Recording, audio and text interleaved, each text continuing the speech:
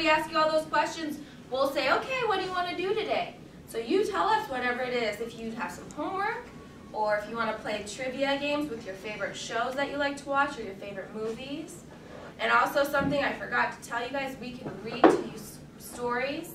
We've got a library full of books we can read to you. We've got Hannah Montana books, Goosebump books, we have Dr. Seuss books, Junie B. Jones books, and many, many, many more fairy tales and superhero stories, okay? So if you feel like hearing a fun story, we can also read to you, okay? Okay.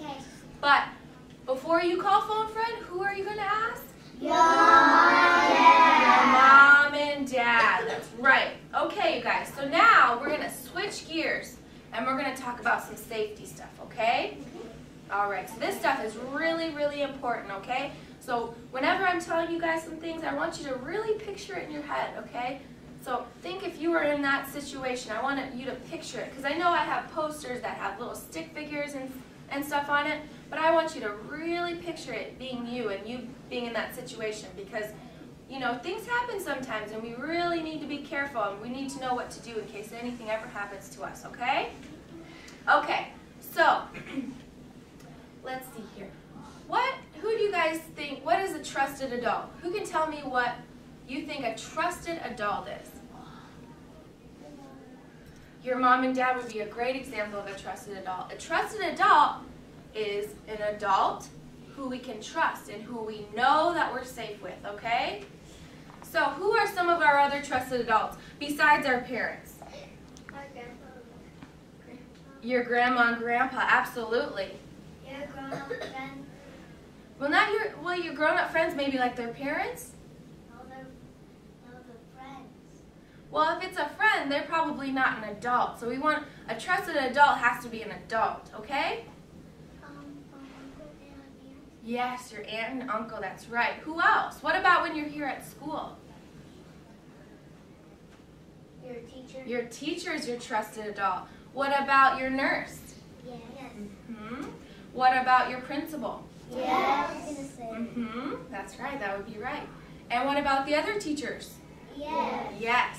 Okay? And let's say maybe you're at the mall with your parents or maybe at a store and you're looking at something and all of a sudden you turn around and your mom and dad's gone.